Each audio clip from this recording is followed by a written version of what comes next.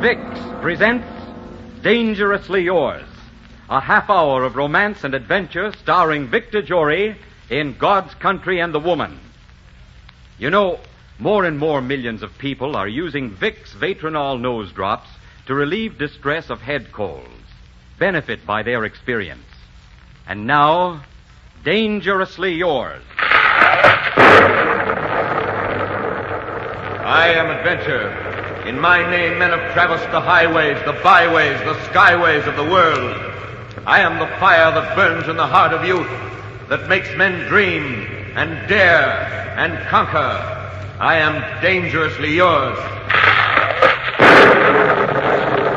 Today, follow me to the great Canadian Northland. Meet one of the gallant adventurers of fiction, a two-fisted fighting man who steps from the pages of God's Country and the Woman.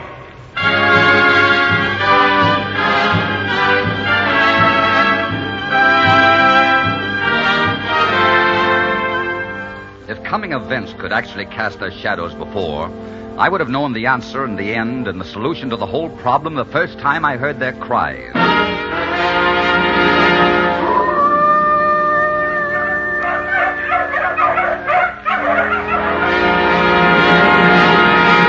Yes, I would have known that the answer was there, square in the teeth of 40 Alaskan huskies, animals more wolf than dog, that were part of the threat and the wildness of God's country. Animals that knew but one authority, the girl of God's country, Josephine Adair. I met her late one summer afternoon. I was headed for Montreal after 18 months far above the Arctic Circle. I came around the bend of a lake, and there she was, Josephine Adair. Her copper-colored hair touched with sunlight, and behind her the birches, the blue sky, and the snow. And a phrase I had known all my life became rooted and full of meaning. No country is God's country without a woman. And here, without a bit of warning, was the one woman in the world for me. I knew it instantly. Well, say. Well, what in the world are you doing here? I thought you were someone else. Now, wait just a minute. Where are you going? What are you doing out here? I live across the lake. I'll have to go. No, please don't go. I've been looking for you for a long time. Looking for me? You mean you know who I am? Oh, no, I was speaking strictly from the heart. I've been up in the Arctic, and I'm just coming down. I haven't seen a white woman in 2 years, and so you can't blame me for being a bit enthusiastic, can you? No, perhaps not. Gosh, you're beautiful. I used to do a lot of thinking about a girl like you up there, but I never thought I'd find one. I think you'd say that to any woman you met right at this moment. I might, but I wouldn't say it to any woman. You're the kind of a girl that belongs in my particular scheme of things. A girl that looks well against a lake and a northern sky and... Hey, wait a minute. What are you crying about? Oh, I'm sorry. I didn't mean to frighten you. I'm not frightened. I don't know. It isn't important. What's your name? Josephine Adair. Well, Josephine Adair, my name's Philip Wayman. Is something wrong? Is there anything I can do to help you? No. I thought for a moment that you might help me, but I can't ask you. I simply can't ask you. Why can't you ask me? Who do you want killed? Oh, look, I'd really like to help you. Maybe I can. What's the trouble? Tell me about it. I can't. I just can't. Oh, now listen, sister, it can't be anything that bad. It's hard to believe that a girl who looks as fine and honest as you, as fine as honest as you are, can be in too deep. But I am. Then let me help you. You don't know what you're letting yourself in for. You might have to fight for me, and you might have to fight for your own life without knowing why. And you'd never find out the truth or the reason in 1,000 years. Okay. I still want to help you. What do I do? What would you say if I asked you to become my husband for a month? A month? I'll take that on for a lifetime. No, seriously. I want you to come with me to my home. I want you to pretend to be my husband for 1 month. And at the end of that month, my problem will be solved. And then you must go away and never come back, and I'll tell all the people who have met you that you met your death in the forest. I think I'd rather marry you and live. That can never happen. All right, Josephine, you're a nice kid, and you're in trouble. And I always did have an eye for a lady in distress. I'm yours for a month. But you can't blame me for hoping that before the month is over I can make you fall in love with me. If I did fall in love with you, it would still have to end in the same way. I'm telling you that very frankly and honestly. Are you still willing to help? Will you do it my way? Yes, I still want to help. And I'll do it your way. Look, there's a canoe cutting across the lake towards us. Friends of yours? Oh, it's Jean Croisset, my good friend. He's come for me. Please, will you leave me here alone? There are some things I must discuss with him. By tonight, I'll be ready to return home. Will you meet us here at moonrise? Yes. I'll be here. Thank you for your understanding. Thank you for your trust.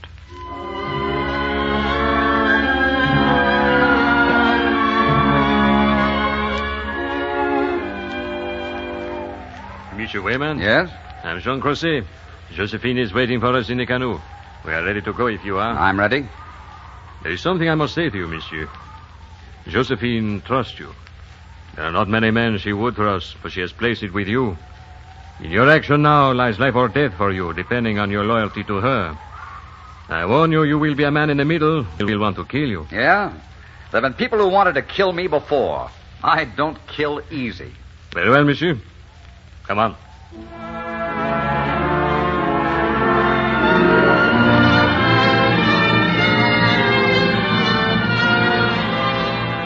We started off across the lake, Josephine and Jean Croisset and I.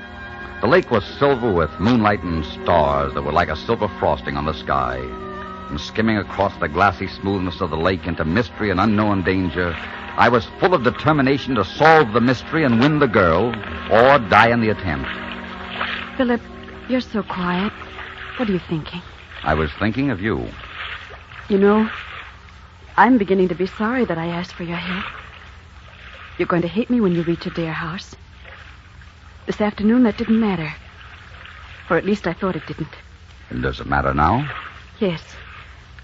Yes, it does matter now. It matters so much that suddenly my heart is like ice. Josephine, I love you. Don't you understand that? Whatever I find at Adair House will make no difference. I wish I could believe that. Oh, Philip, I wish I could believe that. Tell me what is wrong. Let me try to help you. Let me try to find the solution. Let me try to find the answer. There is no real solution. There is no answer.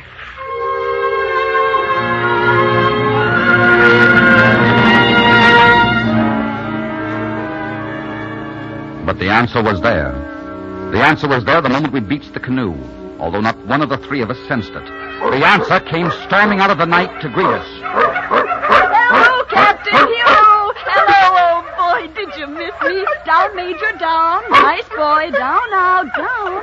Philip, this is Captain, my lead dog. Put your hand on his head. I want him to know you. Hello, Captain, old boy. 40 savage dogs that would snap a bone like a twig leapt about her, reaching up to lick her face in her hands, and she stood surrounded by shaggy heads and gleaming fangs. She was completely without fear. She loved them, and they knew it. We left the pack of dogs with Jean. It had begun to snow as we walked towards the house, and once there... I'm giving you this room, Philip. Thank you. Excuse me while I speak to my servants. I'll only be a few minutes. I sat down on the edge of the bed, looking about the room. Something drew my gaze to the window, and my blood chilled, for there was a face pressed against the pane. A face dark and sinister, with eyes that shone and glittered like a beast's. A face filled with hatred that was almost madness. And the face was that of Jean Croisset. And then his hand came up, level with his eyes, and in his hand was a pistol. I stood there frozen for an instant, and then before I could move, Josephine entered. The face disappeared as quickly as it came. And then in the distance... Listen, Philip. That's Joe Labonte's dog team. I know the cry of the lead dog. He's bringing my father and stepmother. Come with me quickly. There's something I want to tell you, something I must show you before they arrive. I hope they wouldn't be coming so soon, but since they have come, we must meet the situation immediately.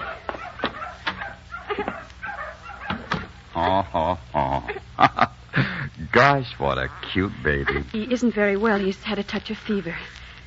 He's my little boy, Philip, 2 years old. Now do you understand? Yes, now I understand. This is to be my son. Yes. If you wish to change your mind, if you hate me now that you know, it's all right, Philip. I wouldn't blame you. Will you look at that little beggar holding on to my finger? He and I are going to get on great together. Hey, darned if he doesn't even look like me. A little bit. Philip. Your father and stepmother, they don't know about him? No, they've been away. My father's been ill. This is the first time he's been home in more than 2 years.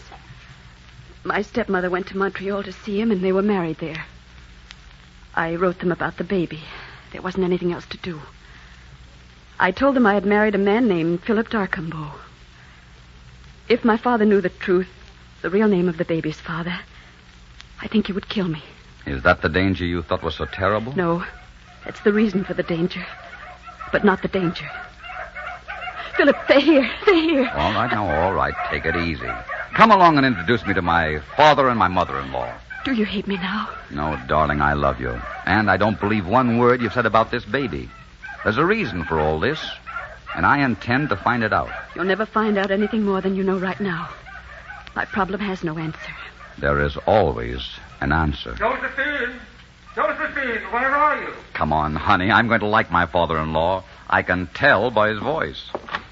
Father! Oh, Father, darling, I'm so glad to see you. Josephine, well, my dear. You look like a picture, doesn't she, Miriam? She looks beautiful. Father, this is Philip. How do you do, sir? I'm mighty pleased to meet you, Philip. Miriam, this is Philip. My stepmother, Philip. How do you do? How do you do? Could we see the baby now, Josephine? Why, of course. He's right here in my room.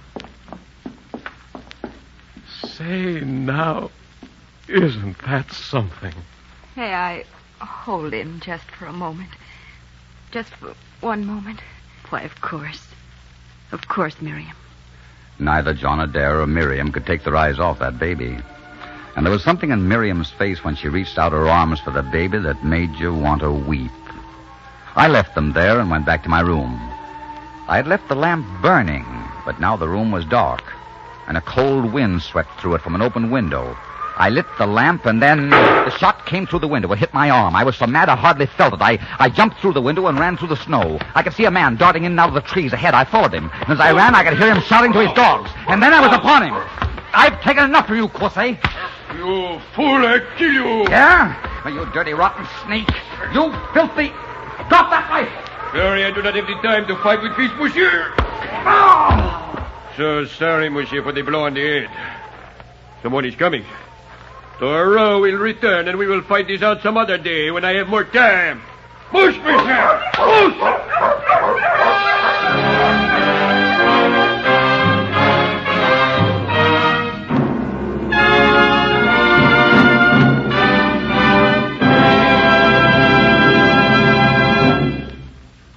In just a moment, we will bring you the second act of God's Country and the Woman.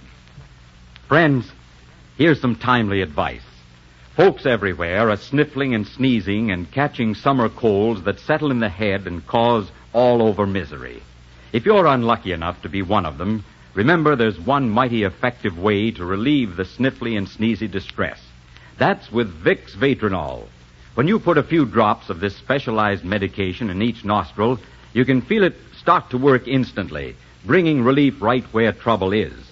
Vatronol is so good because it does 3 things in the nose. It soothes the irritation, it reduces swollen membranes, and it helps clear stuffy congestion. As a result, Vatronol makes breathing easier and brings you grand comfort. So remember, friends, when a summer head cold gives you the sniffles and sneezes, try Vatronol. Just follow the simple directions in the folder. Vicks Vatronol Nose Drops. And now, the second act of Dangerously Yours, starring Victor Jory in God's Country and the Woman.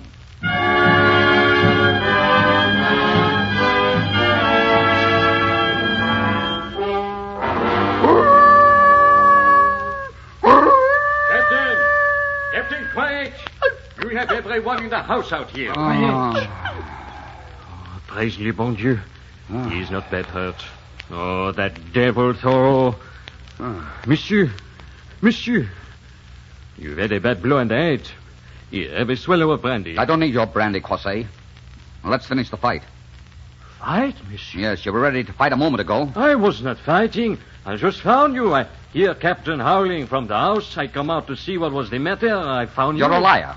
I saw you looking through my window with a gun in your hand, and then you came back later and tried to kill me when I lit the lamp. But I have not been near your windows. I tell you, I saw you. One face looks very like another looking through the window in the dark. I tell you, I'm mistake. You must believe me. Yeah? Then who did shoot at me? Do you know? I think I know. Then tell me. I cannot tell you. If I did, it might mean ruin for everyone in the house. Because that there would go after the man. When you come face to face with him, it would bring the world crashing about his ears. Then I'll go after the man myself and kill him. No, not yet. Not yet. We have a gang to deal with, not just one man. I'm only interested in one man. The man that shot at me through the window. The father of that baby.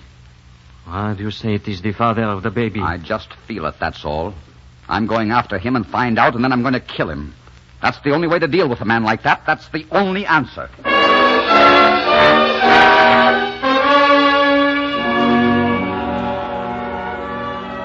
Josephine, where are you going? Darling, you shouldn't be out of bed. I'm going to see one of the neighbor's children that's sick. I'm taking some medicine to her. No, dear, you mustn't go out of this house. I've got to. There's no one else to go, and the child might die. Philip, how do you feel? I feel all right, just a little banged up, that's all. I was so frightened last night you might have been killed. Philip, I've been thinking this over, and I've decided that you must leave. It isn't fair for me to endanger your life. No, you don't. I'm seeing this thing through. I've a personal score to settle now. You see, I don't like being hit over the head with a rifle butt. And you know something? I heard a name last night, or dreamt it, I don't know which. But it keeps going around and around inside my head, and that name was Thoreau. Thoreau? I see you know the name. Yes, I know the name. Who is he? He's the leader of a band of murderers and thieves. He's a terrible man, Philip. He's the baby's father, too, isn't he? I thought that was it. Do you love him? I despise him. Did you ever love him? No.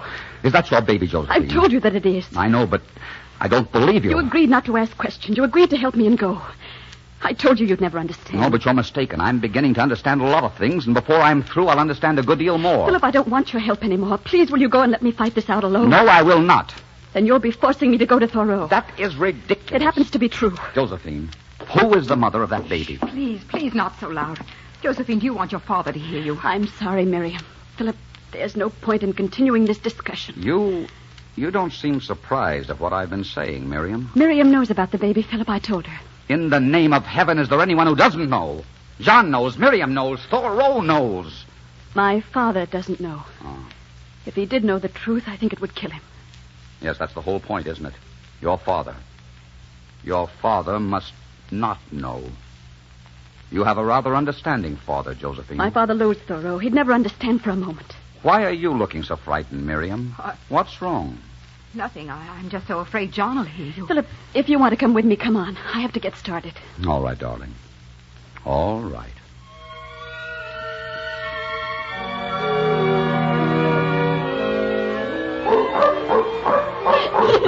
Oh, Philip, I'm all out of breath. Oh, we've been running for over a mile. We have to stop. Anyhow, there's a log across the road. Stop, Captain. Stop. Oh, that's a wonderful day, isn't it? The sun and the snow in the sky and you beside me. Say, if your name was not Josephine Adair, if it was Mary Smith and you had no problems, what would you say to me at this moment? I suppose I would say, I love you, Philip. But we'd better hurry home because the children will be hungry and I have to start dinner. And I'd say, I wonder if Johnny got in the jam again. Josephine, I was trying to be gay, but I just can't seem to manage it. Do you know how much I love you? Have you got any idea at all? I think I have. I know how much I love you. You've never said that before. Philip, I'm only saying it now because I know I'm never going to see you again. It seems only fair to tell you that I loved you the first moment I saw you. And I think I'll continue to love you as long as I live. What do you mean, you're never going to see me again? I've decided what to do, Philip. I think I've known all along that I had to do it, but somehow I kept fighting and hoping and praying. But now I know it isn't any use. Oh, Philip, if only I'd met you a long time ago. What are you going to do? I'm going to go to Thoreau. Oh, no, you're not. You're going to marry me. I'll never let you go now. Philip! Look out behind you! Well, Monsieur Span, Monsieur Decambeau, we meet again. Oh, do not bother to try anything. As you see, you are one man. Over there, you see, we are 30. Oh, pardon. I have not introduced myself. Don't bother, Thoreau. Thank you for looking after my Josephine for me. I will take her off your hands now. I'll kill you for this. You are very amusing. I like your spirit. You! Philip, don't. They'll kill you. You haven't got a chance. You're a great fighter, Thoreau. You really like fair sport, don't you? Like shooting at a man through a window and knocking him over the head with a rifle. What's the matter with you? Are you afraid of skinning your knuckles? I can do things without skinning my knuckles. There has never been a man that has defied me or disobeyed me that has lived to brag about it. And I have no time to stand here arguing with you. Take care of him, Henri. Oh, Philip!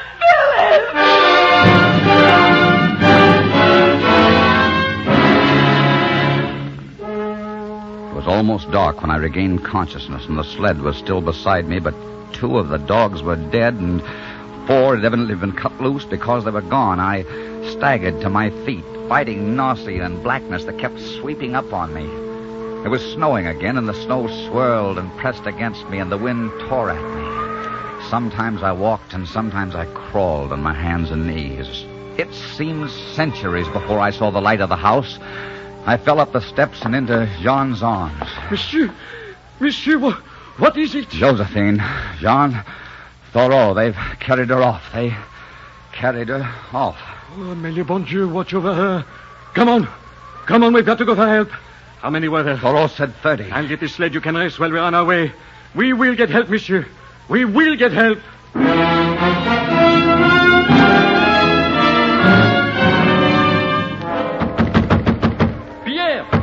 Pierre Carabel!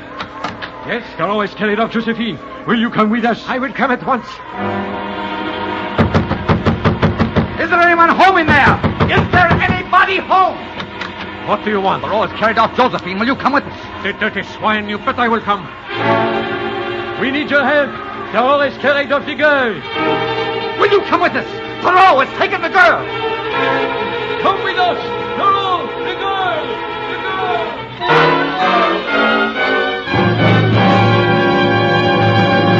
We reached Thoreau's cabin at dawn. We had gathered 20 strong and angry men. We paused a moment at the foot of the hill. They've seen us. Well, why are we waiting? Let us go up and root them out. They can pick us off like flies as we go up that hill. We've got to fight with caution. Jean, you take 10 of the men and leave me the rest to batter in the door. You can cover the windows with your fire while we rush the door with one of those logs over there. Let us go. Wait. There is something I would like to tell you. I may die today, or you may. I feel you have a right to know. You're going to tell me the baby is Miriam's. Josephine told you? No, I guessed. Miriam married Thoreau, or thought she did, 3 years ago. She found out he already had a wife in Quebec. The baby was born here. Josephine's father was ill in Montreal. Miriam went down to see him. He asked her to marry him. She did. And Mr. Adair knew nothing about the baby? No. Miriam was afraid to tell him at first, and later it was too late. Then Thoreau got wind of it, demanded that Josephine marry him. He has always wanted her. He said he would tell Adair everything if she did not. Josephine was in trouble all the way around. She had the baby. She knew her father was come home. So she decided to say baby was hers. She would have been wiser to say it was an orphan baby. I guess she did not think of that. Now she's in the hands of Thoreau. Well, she won't be for long. All right, men, let's go. We started forward, carrying the log to batter down the door. They fired at us. One of my log bearers crumpled down without a moan. Instantly, someone sprang forward and took his place. 20 yards more and a second staggered out of line and sank in the snow. We were only 100 feet from the door now, but without a rock or a stump between us and death. Another man fell, and then a fourth, and a fifth. But nothing could stop us now. 50 feet, 40, 30, another man down, and behind us, John and his men were firing. And then the door. We broke it down. Then we were in the middle of the fight. Somehow we fought our way out of the house. We were greatly outnumbered. It was every man for himself now. I saw man after man go down, and suddenly I realized that we must lose, that Josephine was lost. And then I heard a sound. And I heard Josephine answer. Captain! The sound swept closer, the angry, threatening roar of her own dog pack following the trail her abductors had made. They heard her cries now. They were coming closer, an angry gray horde moving with the speed of the wind. And suddenly they shot out of the forest into the opening. Cleone's men went down before them. They were no match for the dog's anger. They paid with their lives for having provoked it.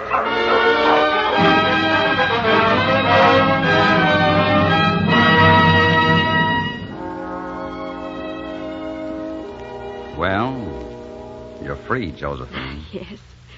It was a terrible thing. But they were terrible men, and they had it coming for a long time. That thing you said I would never guess in 1,000 years. I've guessed it, Josephine. But you'll forget it? Yes, I'll forget it on one condition. Are you going to practice blackmail, too? Just once and then never again. I'll forget it if you'll marry me. You still want me? After all the grief and trouble I've caused you? I never stopped wanting you for a moment. I never will. You see, I want to stay up here and live the rest of my life.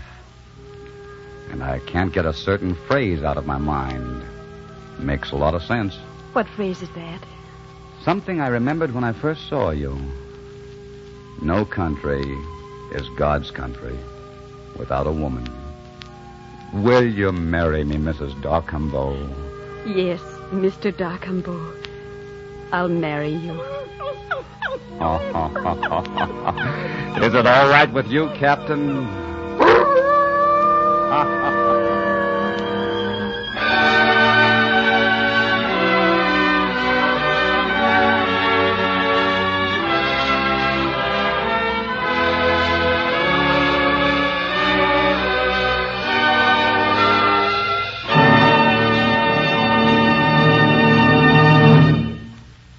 And now, a special message to the ladies. Of course, you want to feel and look as young and attractive as you should. But many women are needlessly throwing away their natural youthfulness simply because they fail to live sensibly and get enough certain indispensable vitamins and iron. Ladies, don't let that happen to you. Don't be guilty of throwing away your youthful charm. Just live sensibly and take Vitamins Plus once each day. Vitamins Plus gives you full protective amounts of all the certain indispensable vitamins and iron you must have to feel and look as young as you should. So be sure to make it your health charm routine. Vitamins Plus, just once each day. I am Adventure.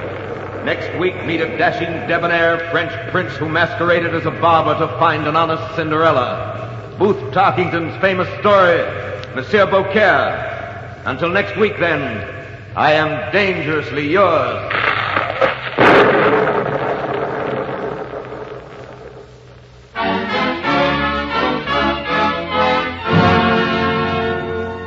Our script was written by Gene Holloway from the book by James Oliver Curwood, God's Country and the Woman, and directed by Richard Sanville. Music for the series is under the direction of Mark Warno. The part of Josephine was played by Claire Neeson. Be sure and listen in again next week when Vicks presents Dangerously Yours, starring Victor Jory.